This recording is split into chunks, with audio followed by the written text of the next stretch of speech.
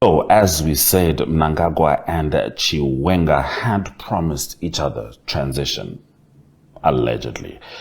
We all know what really happened. But I said this has happened before. This is a very familiar story. We started in 1980 with Robert Gabriel Mugabe and Emerson Mnangagwa. Mnangagwa, head of intelligence. He's essentially the guy that set up the entire security system of Zimbabwe.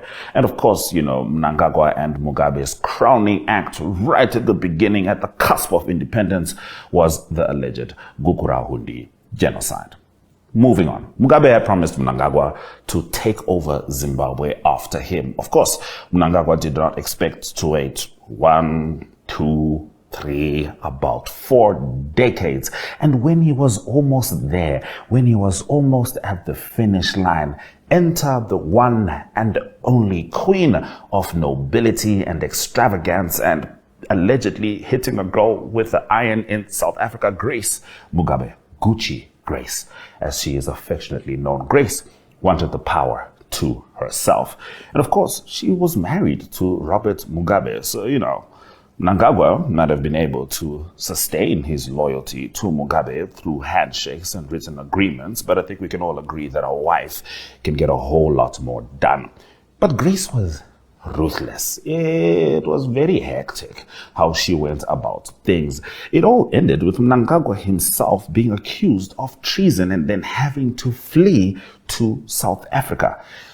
Enter Constantino Chiwenga. Why did Chiwenga enter the picture? Because he also knew that Mnangagwa had been promised Zimbabwe, and he understood that if Mnangagwa's promise was fulfilled, his promise was just around the corner.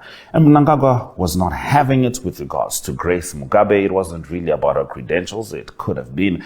It was mostly about the fact that two gentlemen had decided, I will give you the country. Forget democracy, forget voting, all these silly little things that Zimbabweans like to do with ballot boxes, trying to make sure that they are adhering to some system of democracy. Forget all of that. That's not how it works. You kind of just hand it over to your buddy and you let him run with it. And in this case, Mugabe had decided to hand it over to his wife, which triggered the 2017 coup not coup. All right, so you can't do a coup without an army general. That's where Constantino Chiwenga was absolutely present. He said, Mnangagwa, I've got your back. It was actually a little crazy, the rumors that were circulating. Apparently, Chiwenga had spoken to foreign entities. Apparently, Edgar Lungu of Zambia wanted to come and help Mugabe somewhere in between whiskey shots.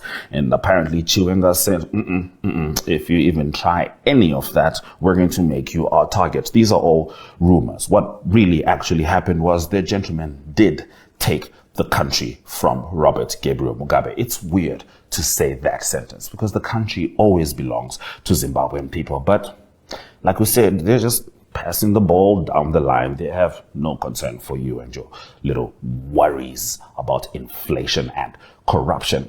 So that's what happened. Grace was apparently also used as a bargaining chip with regards to making sure that Mugabe stepped down and Mnangagwa stepped into what he considered his rightful place. So that happened before. It's happened before that the Zimbabwean presidency is promised to someone and then someone starts to veer away. And this is precisely where we are.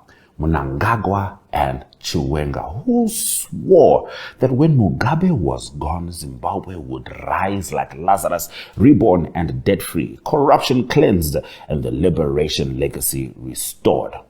Instead, what rose was Sakunda Holdings. Kudakwashe Tagwire, the mysterious oil-stained billionaire, became the new oracle of ZANU-PF economics.